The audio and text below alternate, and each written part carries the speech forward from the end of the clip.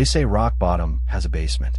I found mine on a cold Tuesday evening with an empty fridge, overdue rent notices, and a voicemail from my ex-wife reminding me I was late, again, on child support. I hadn't eaten all day. My stomach growled like a caged animal, but I was too proud to ask anyone for help. I sat in my one-bedroom apartment, staring at the flickering ceiling light, trying to decide if I should sell my old laptop or pawn off my watch, the only thing my dad ever gave me. Then I saw the ad. It popped up on an old job site I hadn't used in months, buried between spam listings and expired posts. Night security needed. Easy work, $700 per week, no experience necessary. Discretion required. No company name. No job description. Just a phone number. It smelled like a scam. But when you're hungry, broke, and 2 weeks from sleeping in your car, your standards begin to rot. I stared at the number for a few minutes, then called. A voice answered on the second ring. Calm. Crisp. Almost too clear. Carl Thompson. The voice said before I could even speak. Yes. Who is this? This is Johnson. You called about the security job. Can you come in tonight? That should have been my first red flag. But instead of asking questions, I said, what time? 10 p.m. sharp. 53, Edison Street. Don't be late. Then he hung up. I stared at my phone for a long moment. There was no application. No interview. No background check. Just a name and an address. It didn't matter. I was already halfway into my jacket. The garage stood alone at the edge of the industrial district, wrapped in fog and silence. It was a squat, concrete beast, 7 levels deep, a few above ground, the rest swallowing into the earth. The front gate was open. No guards. No signs. Just one flickering lamp buzzing above a rusted sign that read, Edison Parking, monthly leases available. I stepped inside the tiny office at the entrance. It smelled like coffee left out too long and something metallic. The walls were yellowed with age, and the only furniture was a desk, a chair, and a bank of old security monitors stacked on a shelf like it was still 1997. Johnson was already there. He was tall, lean, maybe in his 50s. His gray suit was perfectly pressed, but his skin had the kind of pale tightness you see in mannequins. His eyes were dark, not just in color, but in presence, like they belonged in someone else's face. You're early, he said without smiling. I nodded. Didn't want to risk missing it. He gestured for me to sit. Rules are simple. You stay in the control room. You monitor the cameras. You make notes of any activity. If anyone enters, you log the time. No confrontation. No leaving your post. I nodded again. He leaned in slightly. One more thing. He held up a finger. Never go below level B3. No matter what you see. No matter what you hear. I blinked. Sorry, what? Between 2:33 and 3:03 a.m., he continued. Do not leave the control room. Not even to use the restroom. Is that clear? I gave a nervous laugh. Yeah, sure. You're really leaning into the spooky vibe, huh? He didn't laugh. Instead, he handed me a security badge, a thermos of coffee, and a small keyring with 3 unlabeled keys. There is no break room, he said as he stood. You'll find everything you need in the drawer. I'll be back at 6. And just like that, he walked out. No contract. No handshake. Just instructions and silence. I sat down, staring at the row of black and white monitors, each flickering with grainy feeds of various garage levels. For a while, everything was calm. Just empty spaces, parked cars, and the hum of old cameras. But as the clock crept toward midnight, I noticed something strange. The camera for level B4 blinked out, then back on, and the elevator, it moved. No one had entered, but it descended, down, and down, until the display read B6. There was no B6 on the building plan. I leaned in closer to the monitor, and in the corner of the screen, I swear I saw someone, standing perfectly still, watching the camera.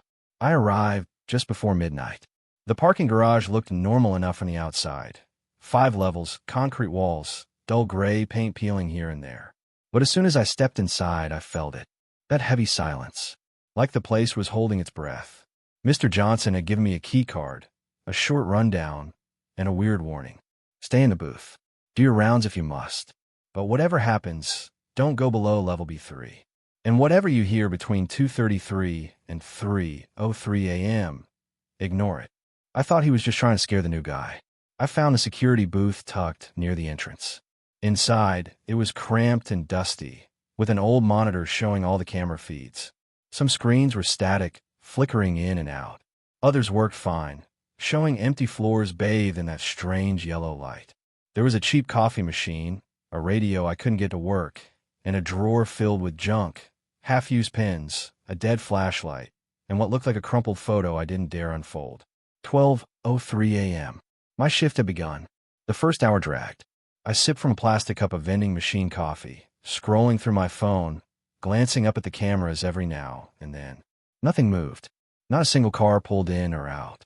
No headlights. No footsteps. Just the quiet hum of the lights and the faint buzz of the cameras. At around 1 a.m., I decided to do a walkthrough, grabbed the flashlight, and took the elevator down to level B1. My footsteps echoed too loud. Every tap of my shoe bounced off the walls like I wasn't alone. I passed rows of empty cars. Some were covered in thick dust, like they hadn't moved in months. One had its window cracked just a bit, and I swore I heard breathing. But when I leaned in, it was gone. I told myself it was just the wind. Back in the booth by 1:30 a.m. I tried the radio again. Still nothing but static. At 2 a.m., I was starting to feel sleepy. I leaned back in the chair, eyes half shut. The cameras kept flickering, but nothing strange, until one feed blinked out and came back showing something odd. The elevator, the one I had taken earlier. Its doors were wide open. No one was there. Then the light above it blinked. B1, B2, B3. Then it kept going. B4. That didn't make sense. There was no B4. Johnson had said so. The elevator only went to B3. I sat up straight, staring at the screen. At 2:33 a.m., the clock on the monitor ticked over. The entire garage changed. Not visually, but the air changed. Even through the screen, I could feel it. The lights on level B3 flickered rapidly, almost strobing. A shape moved just past one of the parked cars. I leaned forward, squinting. It was small, hunched. Crawling, maybe. But the image was too blurry. Then came a knock. It was soft but sharp, like fingernails tapping glass. Knock, knock, knock. I turned around slowly. The booth window was fogged, though the air wasn't cold. Outside was just the parking lot. Still empty. Knock, knock, knock. It was coming from the monitor. I watched as the camera on B3 showed something standing in front of it. Just a shadow. No face. No eyes. Just watching. And then it waved. I blinked. It was gone. The knocking stopped. At 3:03 a.m., everything went still. The screens returned to normal. The lights on B3 stopped flickering. The elevator returned to the ground floor and stood open, waiting. I didn't move. I sat there, frozen, listening to the silence wrap around me like a blanket soaked in ice water. I told myself this was just a weird job. That maybe I was tired. That maybe Johnson was right when he said, "Don't ask questions." But deep down, I knew something was wrong with this place. It wasn't just some old garage. It was watching me. And I had 5 more nights to go. By the time I started my second shift, the garage already had its claws in me. I didn't want to admit it. I told myself it was just another job, that I was being paranoid. But the silence in that place wasn't normal. It wasn't just the kind of quiet you get when no one's around. It was too still, like the walls themselves were holding their breath, listening. That night, I got in early. Brought a thermos of coffee, some snacks, even a little radio to keep myself company. I was determined to stay focused, stay sharp. No more jumping at shadows. Johnson wasn't there this time. Just a sticky note left on the desk. Routine check. Watch the cameras. Remember, B3 and below are off limits. Off limits. Right. The first few hours passed slowly. The radio didn't work down there. Just static. I tried scanning through frequencies, hoping for a sports station, maybe even a late-night talk show. But all I got was static laced with faint whispers that faded when I turned the volume up. Around midnight, I noticed the drawer on the security desk was slightly open. It hadn't been that way the night before. Curious, I slid it open further. Inside was a thick, dusty black book. No title, just a small key taped to the front cover. I opened it. It was a logbook. Pages and pages of names. Most were written in neat handwriting, followed by shift times. Some had little notes scribbled next to them. Good guy, stayed 2 weeks. Left mid-shift. Never came back. But most names are just crossed out. Thick black lines, like someone didn't want them to be read anymore. I flipped to the last page. There, in jagged, shaky handwriting, was one final note. It lives on B6. Don't go below. No matter what you hear. My stomach turned. I ran my hand across the page, half hoping it was some kind of sick joke. But the ink was real, pressed deep into the paper. The writer had been desperate. I closed the book and stared at the monitors. That's when I saw it. Camera B4. Something moved. Just a flicker at first. A dark shape passing near one of the support columns. I leaned in. The image was grainy, and the lights on that level were dimmer than the rest. But I swear, I saw a figure standing there, half hidden by a concrete pillar. Then it vanished. I stared at the screen, waiting for it to come back. My pulse thudded in my ears. I switched to another camera. Nothing. Just the empty rows of parked cars and the flickering light overhead. I tried to tell myself it was a glitch. These old systems were bound to screw up. But that didn't explain the feeling. That sensation crawling over my skin like static electricity. I couldn't stop thinking about that note. Don't go below. But the thing about fear is, it gets twisted with curiosity. And curiosity has a voice louder than common sense. I stood up, walked to the elevator. The same elevator that Johnson had warned me about on day one. The doors slid open, slow and silent. My finger hovered over the buttons.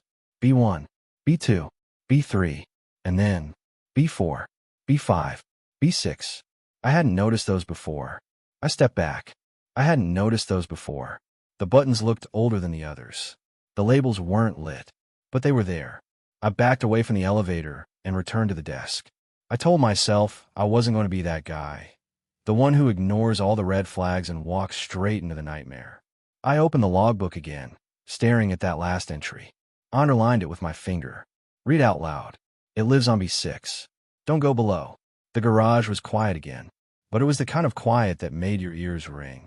I closed the book, turned off the radio, sat there, waiting for the rest of my shift to end. But something inside me already knew. This job wasn't going to let me leave that easily. Not anymore. By the time I started my second shift, the garage already had its claws in me. I didn't want to admit it. I told myself it was just another job, that I was being paranoid. But the silence in that place wasn't normal. It wasn't just the kind of quiet you get when no one's around. It was too still, like the walls themselves were holding their breath, listening.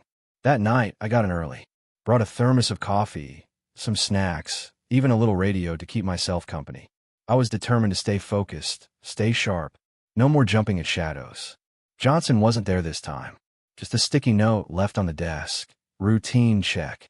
Watch the cameras. Remember, B3 and below are off limits. Off limits. Right. The first few hours passed slowly. The radio didn't work down there. Just static. I tried scanning through frequencies, hoping for a sports station, maybe even a late-night talk show. But all I got was static laced with faint whispers that faded when I turned the volume up. Around midnight, I noticed the drawer on the security desk was slightly open. It hadn't been that way the night before. Curious, I slid it open further. Inside was a thick, dusty black book. No title, just a small key taped to the front cover. I opened it. It was a logbook, pages and pages of names. Most were written in neat handwriting, followed by shift times. Some had little notes scribbled next to them. Good guy. Stayed 2 weeks. Left mid-shift. Never came back. But most names were just crossed out. Thick black lines, like someone didn't want them to be read anymore. I flipped to the last page. There, in jagged, shaky handwriting, was one final note. It lives on B6. Don't go below. No matter what you hear. My stomach turned. I ran my hand across the page, half hoping it was some kind of sick joke. But the ink was real, pressed deep into the paper. The writer had been desperate. I closed the book and stared at the monitors. That's when I saw it. Camera B4. Something moved. Just a flicker at first. A dark shape passing near one of the support columns. I leaned in. The image was grainy, and the lights on that level were dimmer than the rest. But I swear, I saw a figure standing there, half hidden by a concrete pillar. Then it vanished. I stared at the screen, waiting for it to come back. My pulse thudded in my ears. I switched to another camera. Nothing. Just the empty rows of parked cars and the flickering light overhead. I tried to tell myself it was a glitch. These old systems were bound to screw up. But that didn't explain the feeling. That sensation crawling over my skin like static electricity. I couldn't stop thinking about that note. Don't go below. But the thing about fear is it gets twisted with curiosity. And curiosity has a voice louder than common sense. I stood up, walked to the elevator. The same elevator that Johnson had warned me about on day one. The doors slid open, slow and silent. My finger hovered over the buttons. B1, B2, B3, and then B4, B5, B6. I hadn't noticed those before. I stepped back. I hadn't noticed those before. The buttons looked older than the others. The labels weren't lit, but they were there. I backed away from the elevator and returned to the desk. I told myself I wasn't going to be that guy, the one who ignores all the red flags and walks straight into the nightmare. I opened the logbook again, staring at that last entry. I underlined it with my finger. Read it out loud. It lives on B6. Don't go below. The garage was quiet again, but it was the kind of quiet that made your ears ring. I closed the book, turned off the radio, sat there, waiting for the rest of my shift to end. But something inside me already knew this job wasn't going to let me leave that easily. Not anymore. The elevator doors opened with a ding that echoed like a scream in the silence. I stared at the glowing panel. B6. That's not right. I was only trying to go to B2. The panel didn't even have a button for B6. But here I was. The screen blinked slowly, as if mocking me. For a few seconds, I just stood there, heart racing, hand hovering over the door close button. I should have gone back up. I should have stayed where I was. But something pulled at me. Curiosity, stupidity, maybe something darker. I stepped out. The air changed instantly. It was heavier, thick like soup, and smelled like mold and rust. The lights above buzzed weakly. Some flickered. Others didn't come on at all, leaving long patches of shadow that stretched toward me like they were reaching. The concrete walls looked older down here. Stained, cracked, and covered in grime. Strange scratch marks ran along them. Some shallow, some deep like claws had dug through with rage. A low humming sound came from somewhere far off. I couldn't tell if it was the building or something else. I walked slowly, every step echoing too loudly, as if the garage wanted to remember I was here. There were no cars, no signs of anyone, just row after row of empty spaces and that awful silence, the kind that presses against your ears. Then I heard something, a whisper. It was faint, soft like wind or someone breathing right behind me. I spun around. No one. But when I looked ahead again, I saw movement. Just for a moment. A shadow that darted between pillars. Fast. Low to the ground. Not walking. Crawling. I froze. Hello. My voice cracked. Is someone there? No answer. Just another whisper. Closer now. I stepped backward and hit a pillar, trying to calm my breathing. My hand shook as I reached for my flashlight. The beam cut through the darkness, landing on nothing. Just more concrete and empty space. I turned in a slow circle, shining the light around. That's when I saw it. On the far wall, written in what looked like dried blood, were 4 words. You shouldn't be here. The letters were smeared, uneven, and stretched like someone had written them in a rush, or while being dragged. I stumbled back, heart pounding in my chest like it wanted to escape. I looked toward the elevator, but I couldn't see it anymore. The layout was different. Wrong. Like the hallway had shifted when I wasn't looking. Something scratched behind me. I turned too fast, slipping on the damp floor. As I hit the ground, I caught a glimpse of it. A figure, crawling across the ceiling. It moved with jerks and spasms, too fast, too wrong. Limbs bending the wrong way, head turning too far. It didn't have eyes, but I knew it was looking at me. Watching. I scrambled to my feet and ran. I didn't know where I was going. I didn't care. I just ran. Down halls that shouldn't be there. Past doors that didn't open. The lights above me popped, one by one, as if something was following close behind, breaking them with every step. I turned a corner, and, finally, the elevator. I lunged in, slammed the button for the main floor. The doors inched closed. Then I heard it. A whisper. Right outside the doors. Carl. The voice wasn't loud. It was calm. Familiar. Like Johnson's. But colder. Hungrier. The door sealed shut just as something thudded against the other side. Hard. A second later, the elevator started moving up. I collapsed against the wall, breathing hard, sweat pouring down my face. As the numbers ticked up, I stared at my reflection in the metal door. My face looked pale, tired, and just before the doors opened again, I swear my reflection smiled. But I didn't. I don't remember stepping off the elevator. 1 second, the doors were closed. The next, they were open, and I was standing in front of level B6. The air smelled like rust and wet concrete. Not the kind of damp you get from a leaky pipe, but something older, like a cave that hadn't seen sunlight in years. My flashlight flickered as I stepped out, boots echoing against the hollow silence. The overhead lights barely worked down here, just a few blinking bulbs stretching down a long, narrow tunnel. This wasn't a parking garage anymore. There were no cars, no painted lines, just cracked cement floors and walls stained with something dark brown. I told myself it was rust, but deep down, I knew better. I should have gone back, pressed the elevator button, returned to the office, and quit. But something kept pulling me forward. A voice, maybe, but not one I heard with my ears. It was in my chest like a weight dragging me deeper. About 20 feet in, I found a first message, scratched into the wall with what looked like a key. IT lives. I stopped breathing for a second. The letters weren't just scratched, they were dug in. Like whoever wrote them did it with desperation, carving until their fingers bled. Farther down, the tunnel branched left. I turned, and my flashlight flickered again. This time, it didn't come back on. I was alone, in the dark, on a level that shouldn't exist. Then I heard it. Not footsteps, not whispers. Scraping. Long, slow dragging sounds like nails on concrete, coming from inside the wall to my right. I pressed my back to the opposite side, holding my breath. The scraping stopped. Silence returned. Then, tap, tap, tap. 3 knocks. Slow and deliberate, as if it knew I was there.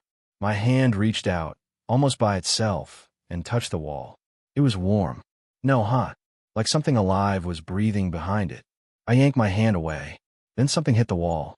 Hard. A thud that made dust rain down from the ceiling. And then, laughter. Low and raspy, like a voice that hadn't spoken in years. I backed up. Slowly. Every step echoing too loud in the narrow hallway. My flashlight buzzed and sparked, then flickered back on for half a second. That's when I saw it. Something inside the wall moved. Not behind it. Inside.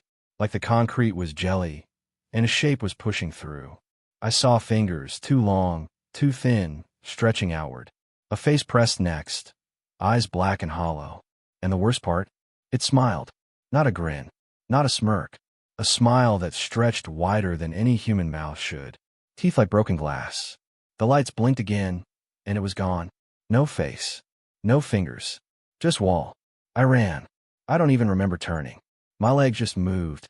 Down the corridor, past the scratches, the stains, the warnings. I slammed the elevator button over and over, breathing hard, heart punching my ribs.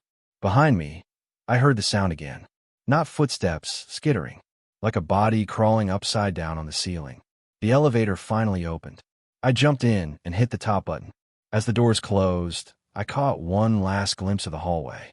There were handprints on the walls now. Burnt black handprints. Hundreds of them, all facing outward, like they were trying to claw their way out. I didn't sleep that day. I just sat in my apartment, staring at the door, wondering how many others went down there before me and never made it back. And if the thing in the walls was still following me. I didn't sleep after what happened in level B6. My hands wouldn't stop shaking, and no matter how many times I blinked, I still saw those scratches on the wall. The words smeared in dried blood burned into my mind. You're next, Carl. I didn't tell anyone. Who would believe me? That I took an elevator to a level that doesn't exist, walked into a hallway that smelled like death, and heard voices whispering in my ear? It sounded crazy even to me. But one thing was certain, I wasn't going back. By morning, I made up my mind. I was going to quit. I didn't care about the money. No job was worth this. I drove straight to the building before they could call me in for the next shift. As I parked, I hesitated. The garage looked different in daylight. Normal. Harmless, even. People were coming and going. A woman with a stroller, a man in a suit, a kid chasing a ball. Just a regular day. I felt like the only one who knew the truth. I headed straight to the office on the second floor. Johnson was sitting there behind his desk, reading an old newspaper like he had all the time in the world. His office was dim, lit only by a crooked lamp in the corner. The blinds were half closed, casting shadows across his face. He looked up and smiled. That smile. It was too wide, too perfect. His lips stretched, but his eyes didn't change. They didn't blink. Not once. "Carl," he said calmly. "Back already? Thought you'd be resting after your shift." "I'm done," I said. My voice cracked. "I quit." Johnson leaned back, folding the newspaper. "Now why would you do that? You've been doing so well. Better than the others." "What others?" I asked. My stomach twisted. He didn't answer right away. Just sat there, smiling. That same frozen grin. His eyes stayed fixed on me, unblinking, like he wasn't looking at me, but through me. "You saw something," he finally said. I didn't respond. "I warned you not to go below B3. There is no B6, I said, stepping closer. "Right? That level shouldn't exist." Johnson tilted his head. "Most people don't find it. But the garage shows it to the ones it likes. Or maybe the ones it wants to keep." I stared at him. "What are you talking about?" He stood up slowly, and even that felt unnatural. Too smooth. No sound. No creak of the chair. No footsteps. "I'll be honest, Carl," he said softly. "You stayed longer than most. It noticed that. It's been watching you." I backed away. "You think you walked out of B6, he continued. "But places like that, they never really let you go." I turned and left. I didn't ask questions. I didn't look back. But as I walked to my car, I saw something in the corner of my eye, a shape in the reflection of a car window. Just behind me. I spun around. Nothing. The parking lot was empty now. Quiet. Too quiet for noon. I jumped into my car and slammed the door shut, locking it twice. I sat there for a full minute before starting the engine. I looked at myself in the mirror. My face was pale. My eyes wide. I felt like I was losing my mind. Then the hair on my neck stood up. In the mirror, behind my shoulder, standing by the entrance, was Johnson. Still smiling. Still not blinking. Just watching. I drove off, heart hammering in my chest. I didn't go home right away. I just kept driving, hoping that somehow, the further I got, the safer I'd feel. But deep down, I already knew the truth. I had seen something I wasn't supposed to. And whatever was down there, it saw me too. And now, it was coming closer. The moment I stepped out of that garage, I thought it was over. I thought I could put the nightmare behind me. But I was wrong. I wasn't free. My car wouldn't start. I slammed my fist against the steering wheel, cursing under my breath. The engine made a pathetic sputter, and then nothing. I tried again. And again. Each time, the same result. Silence. The night air felt heavier, as if it was suffocating me. I got out of the car, slammed the door, and looked around. The streets were deserted. There wasn't a soul in sight. My phone buzzed in my pocket, and I yanked it out, eager for any distraction. But there was nothing. The screen was frozen, stuck on 2:33 a.m. My heart skipped.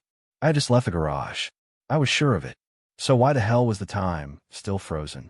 I opened the car door again, the engine still dead. My hand was shaking now, the feeling of dread crawling back up my spine. Maybe I just needed a break, a moment to think things through. I decided to walk to the nearby gas station.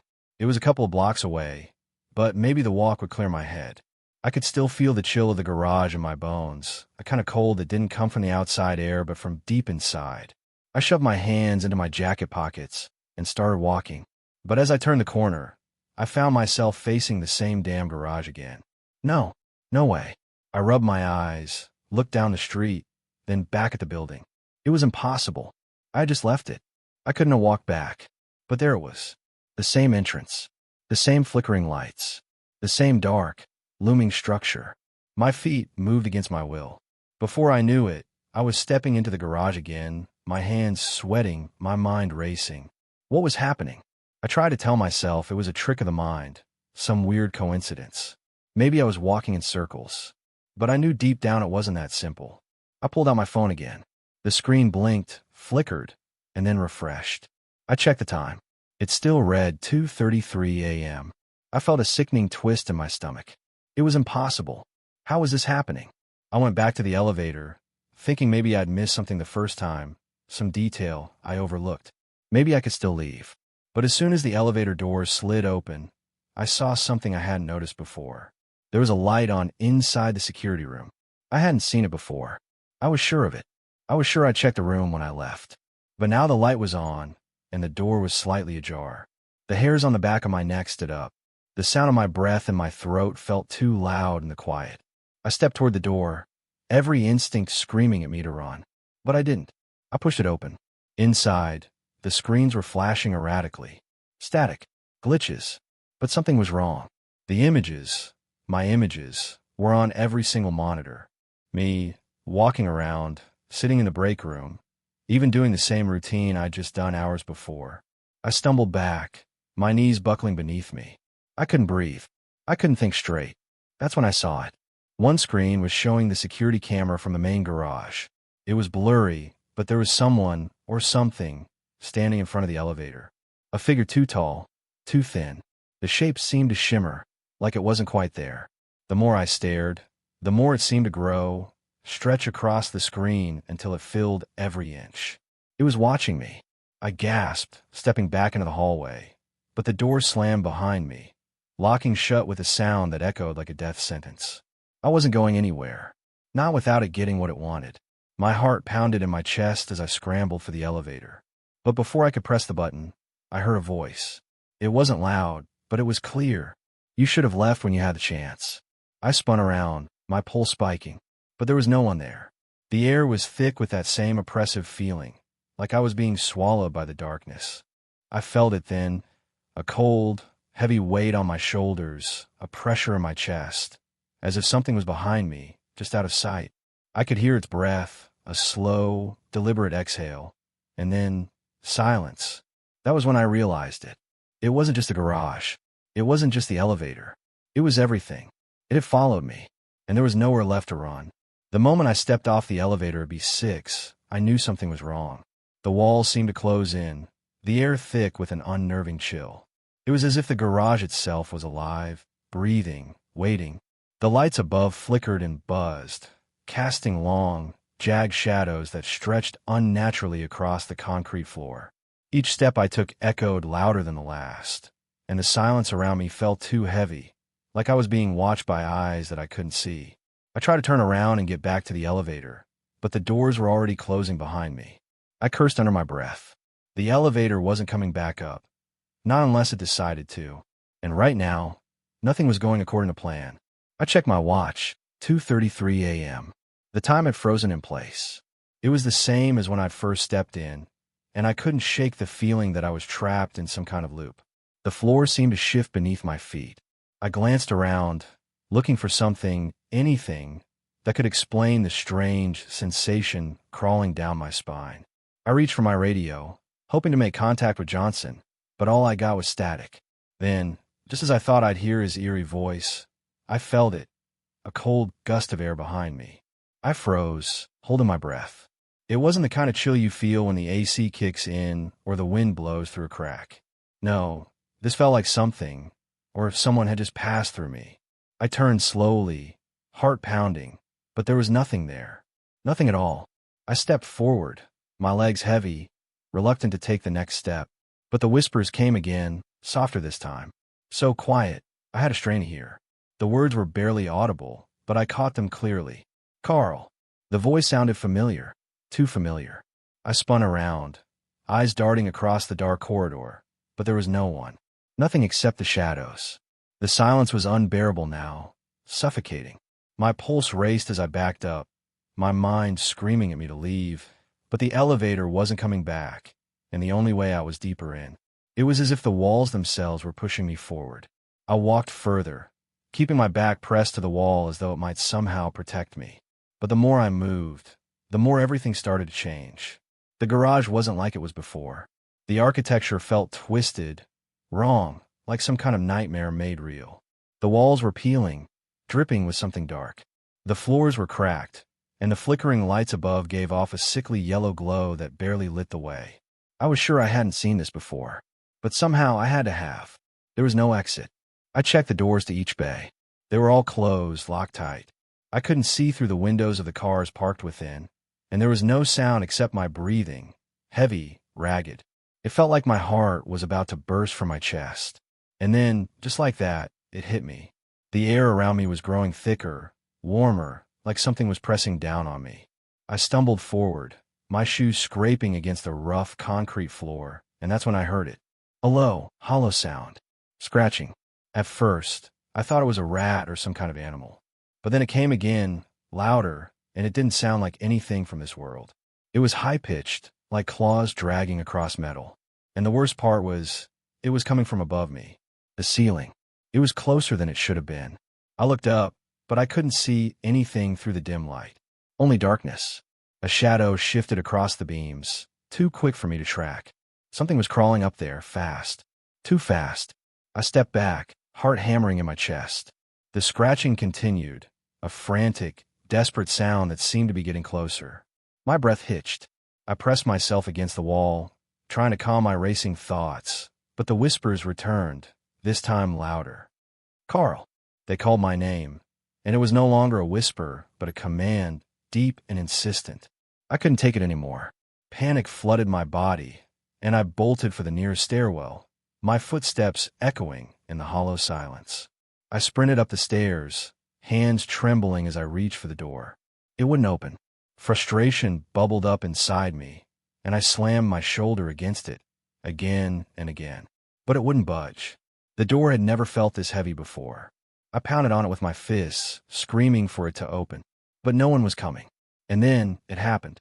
A sound came from behind me, slow, deliberate footsteps dragging along the floor. My heart skipped. I turned, my eyes darting across the dimly lit stairwell. The figure I saw was tall, too tall, and it moved with an unnatural grace, like it didn't have to follow the rules of physics. It was the same figure from before, the thing that crawled on the ceiling. Now it was walking towards me, its eyes hollow, its smile wide and empty. I gasped and stumbled back, only to find myself falling. The ground disappeared from beneath me, and the darkness swallowed me whole. I landed hard, hitting something soft but cold. I blinked, dazed. When I opened my eyes, I was back at B6, back in the same spot. The walls were the same. The scratches, the whispers, the presence. It was like nothing had changed. And it hit me then, the loop. I had been here before. I was stuck here, condemned to repeat the same steps, again and again, until I couldn't remember what was real anymore. And now, the thing was getting closer. The smile never left. I don't know how much time has passed since my last shift. Time feels like a lie now. The clock on the wall says it's 3:12 a.m., but the darkness outside the window feels like it's been the same for hours, maybe days. The fluorescent lights flicker again, buzzing in the corner of the security room. The buzzing, it always gets louder when something's about to happen. I can't ignore the whispers. They're faint at first, like the soft rustling of paper, but they grow clearer with each passing minute. I try to tell myself it's just the wind, or maybe the pipes groaning beneath the concrete, but deep down I know better. There's something wrong with this place. Something wrong with me for still being here. I pull up the monitor, hoping for a distraction, anything to break the growing dread that clings to my skin like sweat. The CCTV cameras flicker and glitch, but one camera, B4, stays steady. It shouldn't be working. That floor has been empty for years, but the screen shows something moving. I lean closer, squinting, heart pounding in my throat. It's not a person.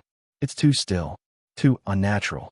A shape, a shadow, crawling along the walls, its limbs twisting in ways they shouldn't. My breath catches in my chest, and for a moment, I wonder if I'm imagining it. But then the shadow stops, and it faces the camera. I almost lose my breath. The thing smiles. Its face is an empty void, a darkness that swallows any trace of humanity. But it smiles. It knows I'm watching, and it wants me to watch. I pull away from the screen, my hands trembling. This place is breaking me. It's not just the building anymore, it's the way it feels. The oppressive weight in the air. The growing sense that I'm not supposed to be here, that I was never supposed to come back. I rise from the chair, pacing. The whispers are louder now, clearer, like they're coming from the very walls around me. Carl, Carl, help us, Carl. My heart races. That voice, it's familiar. Too familiar. I spin around, expecting to see someone behind me, but no one is there. The door is locked. The lights buzz again, louder this time, as if trying to drown out the voices. But they're still there, getting closer. Don't ignore us, Carl. Don't leave us here. I freeze. The voice. It sounds like the last guy who worked here. Gary. I remember his name because he was the one who warned me to stay away from B3. Told me to never go down there. But I didn't listen. None of us do. Gary. I call out, my voice a shaky whisper. Gary, is that you? The response is a low, guttural sound, almost like a groan, but it's followed by a soft, pleading laugh. Carl, you shouldn't have come back. You shouldn't have stayed. The voice isn't just Gary anymore. It's all of them. The others who worked here before me. The ones who were taken. I can hear their voices overlapping, blending together in a cacophony of regret and terror. Carl, help us. It's not just a voice anymore. It's a presence, thick and suffocating, surrounding me. I feel its weight on my chest, pressing me into the ground.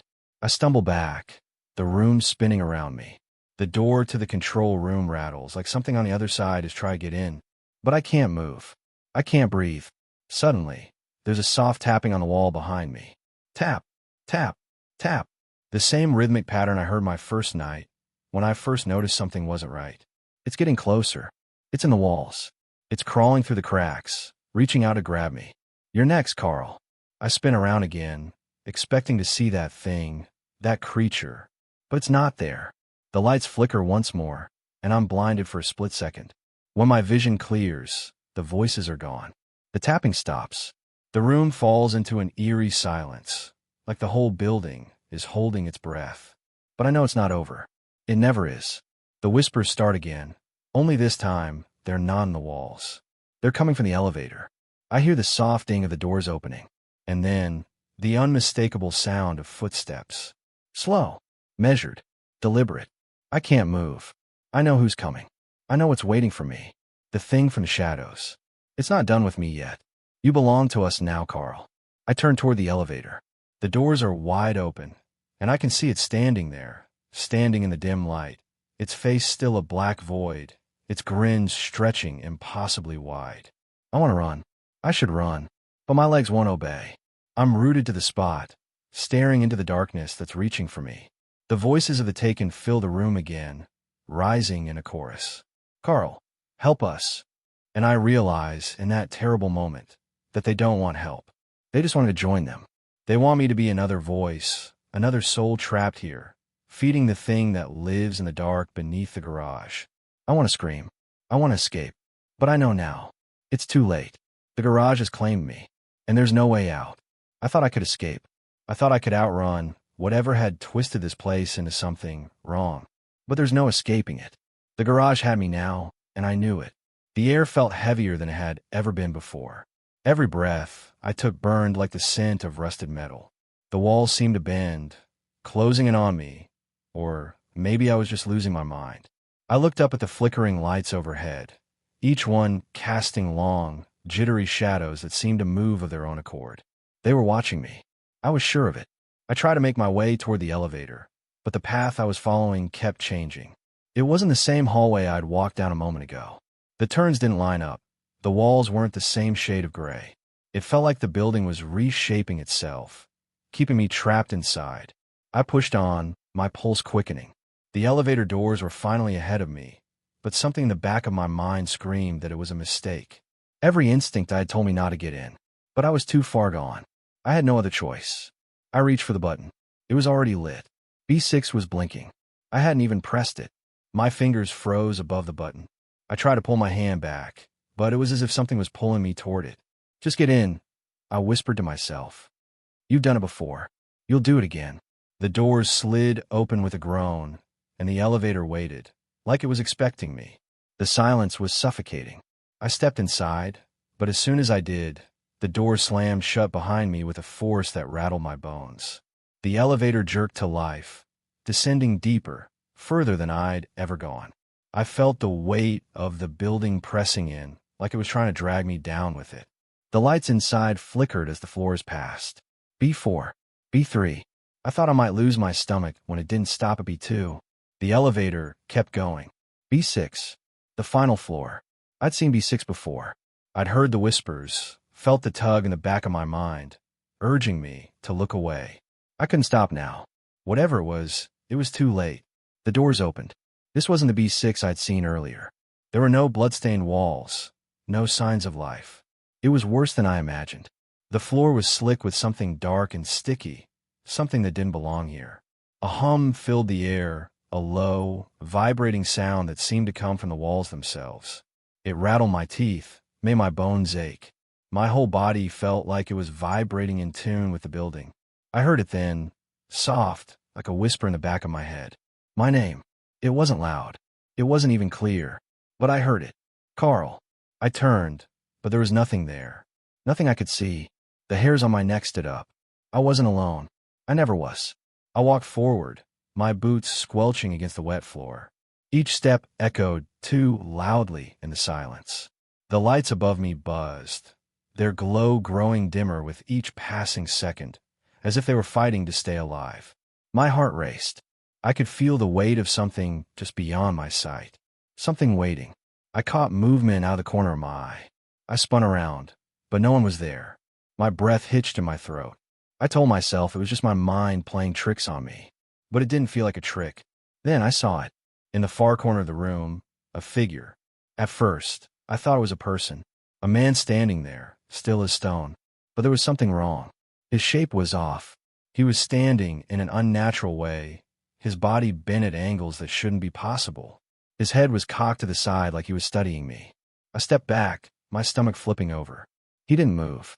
Then he did. The man, no, it wasn't a man, crawled toward me. His hands scraped across the concrete floor, too fast, too wrong. He moved like an animal, his limbs contorting in ways that should have torn him apart. His face was the worst part. It was a blank canvas, no features, no eyes, just a smooth, empty mask staring at me. Carl, the voice whispered again, but this time it wasn't from the corner. It was inside my head. I couldn't escape it. I ran. I don't even know if I had control of my legs anymore. I stumbled, tripped, and fell to the floor, but I couldn't stop. I scrambled for the elevator, desperate to get out of there, but the hallway seemed to stretch forever. The elevator doors weren't closing. I hammered at the button, but it didn't matter. The thing was close. I could hear its breath, thick and ragged. It wasn't human, but it knew me. It knew my name. And then I heard another sound. The buzzing stopped. The hum was gone. Silence. But the silence wasn't comforting. It was worse. The elevator opened. I didn't hesitate. I rushed inside, the doors closing before the thing could catch me. But as I watched the door seal, a face appeared in the glass. I froze, my blood running cold. It wasn't my reflection staring back at me. It was him. The thing. It was outside, but it was still here with me. The elevator began to ascend, but the figure never moved. It just stood there, watching me. I couldn't breathe. I couldn't escape. I woke up with a jolt, feeling the cold air of the room biting at my skin. My eyes shot open, but it wasn't the usual feeling of waking up from a nightmare. This time it felt different. Something was off. The air was thick with a kind of weight, as though the room itself had a presence. The clock on the wall blinked 2:33 a.m. again. I rubbed my eyes, trying to clear the fog from my mind, but something wasn't right. The clock shouldn't have been stuck there. Not again. It had been the same time every time I looked at it since that night at the garage. It was like I was caught in a loop, a moment that refused to move forward. I turned to check the window. The light from the street lamp outside cut through the curtains, casting long shadows on the floor. The shadows twisted unnaturally, stretching toward me, and for a moment, I thought I saw something move just beyond the glass. A figure, standing still, watching. I jumped out of bed, my heart racing, and quickly rushed to the window. The street was empty. Of course, nothing but the usual quiet of the neighborhood. Yet, I couldn't shake the feeling that something was wrong. I turned to head back to the bed, but that's when I noticed it. The door that hadn't been there before. At the far end of the hallway, just beside the stairs leading to the basement, a door had appeared. It wasn't a normal door, at least, not when I remembered. The wood was old, warped, and the paint chipped in places, as though it had been there for decades. I froze. My heart skipped a beat. I had never seen that door before in my life. I took a step toward it, my breath quickening. It felt like it was pulling me in, like I had to open it. The air around it seemed wrong, heavy with something I couldn't quite name. I shook my head, trying to clear my thoughts. Maybe it was just my mind playing tricks on me. Maybe it was part of the stress, the paranoia, from working that damn night shift at the garage. But as I took another step closer, I felt the unmistakable sense that something was waiting for me behind it. Something dark. I approached cautiously, my hand trembling as it reached for the handle. I didn't want to touch it, but my body betrayed me, and I grasped the cold metal knob. It was freezing to the touch, as though it had been sitting in ice for years. With a creak, the door swung open. At first, there was nothing, just pitch black beyond it. But as my eyes adjusted, I saw it. The familiar, gut-wrenching sight that sent a chill down my spine. The garage. The same garage. I wasn't standing in my hallway anymore. I wasn't even in my house. I was staring into the dimly lit parking garage I had been working in, the very same place I had been so terrified of only days ago. The concrete floors, the flickering lights, the eerie silence. It was all there, but this time it was more vivid, more real. I blinked, disoriented. It couldn't be. But I stepped forward, unable to resist. The air smelled like damp concrete, like it always did when I was down there. The ground felt cold beneath my feet, and I could hear my own footsteps echoing in the hollow space. The door slammed shut behind me. I turned around, but the door was gone. In its place, only an endless stretch of the parking garage.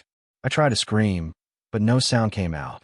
Panic surged through me, and I ran. But no matter which way I turned, the same endless corridor of concrete greeted me.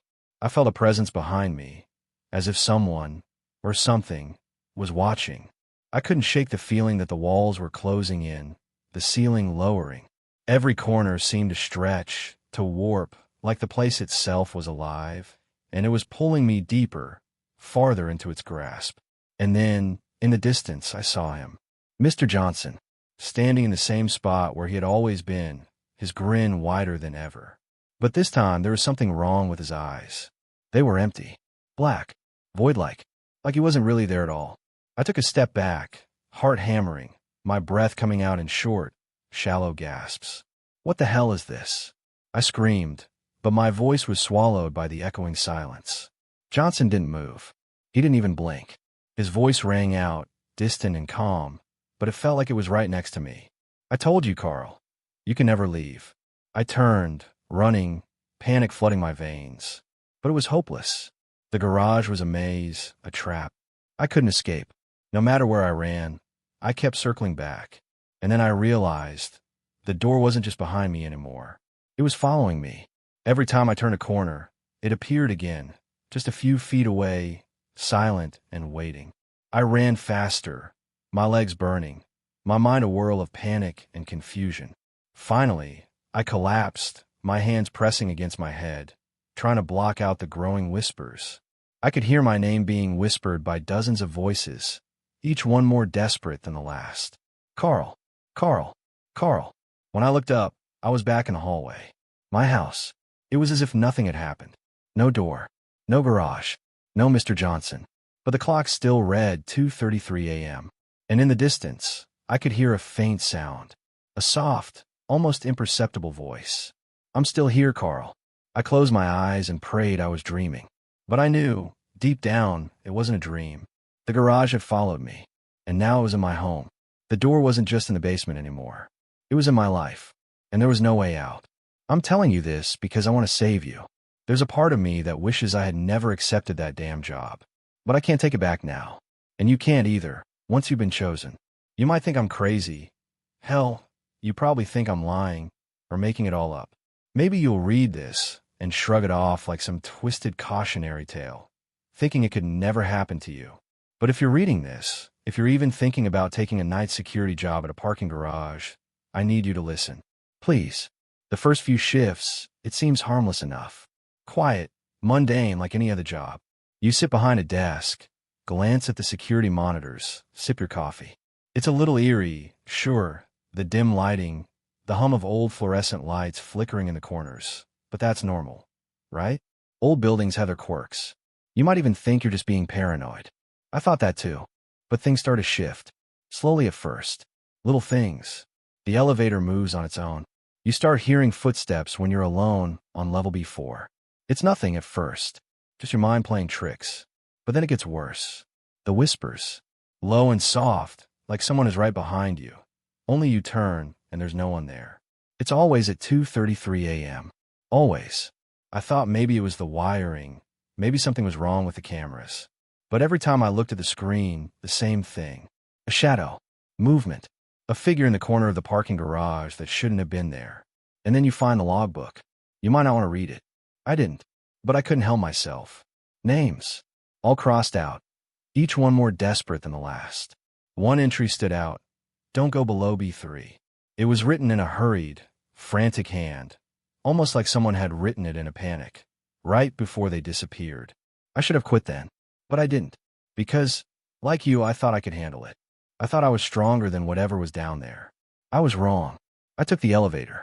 I shouldn't have. The doors opened to a place that wasn't like the garage above.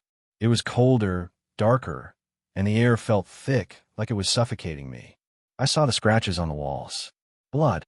But it didn't seem real, not at first. It all felt like a bad dream, until I heard it.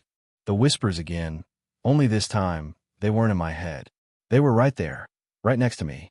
I don't know how long I was down there. Time stopped making sense. The elevator wouldn't let me leave. The walls twisted. The voices called my name. And then I saw it. It didn't have a face. It was just a shadow, a shape in the dark. But it wasn't like anything I'd ever seen. It moved in ways no human should be able to, crawling along the ceiling, climbing across the walls like a spider, its hands long and twisted. It didn't speak, but I could hear its thoughts, its hunger. It was waiting for me. Johnson, Mr. Johnson, I should say, wasn't human. Not anymore. I realized at the moment he told me I had been chosen, like I was some kind of offering. He was part of it. He had always been part of it. But I was too blind to see it. When I escaped, I thought I had made it. I thought it was over. But you don't escape. You think you do, but the garage doesn't let you go. The garage follows you. It doesn't matter where you run, where you hide. It's always there, waiting. And time doesn't matter either. It stays stuck at 2:33 a.m., like the whole world is frozen, and you're the only one who doesn't know it. I got home that night, or what I thought was home. My daughter, she was so young, too young for any of this. She told me there was a man in the basement, smiling at her. That's when I realized the elevator had come with me. The thing I saw in that garage, it follows you. It doesn't just stay in a place. No, it's attached itself to me, to this place. And now it's in my basement. That damn elevator is there. The same one from the garage, sitting under the stairs like it's waiting for me to step inside. I don't know how to fight it. I don't know how to run. The world has shifted, and I can't find my way back to normal. There's no escaping it. So here's my warning. If you're offered that job, don't take it. Don't even think about it. I'm telling you because I don't want you to go through what I did, what I'm still going through. If you do, if you step into that garage, it'll mark you. It'll make you its next victim. And you won't just be stuck in that hellhole. You'll be stuck with it, forever. Once it chooses you, there's no turning back. Trust me, you'll never leave.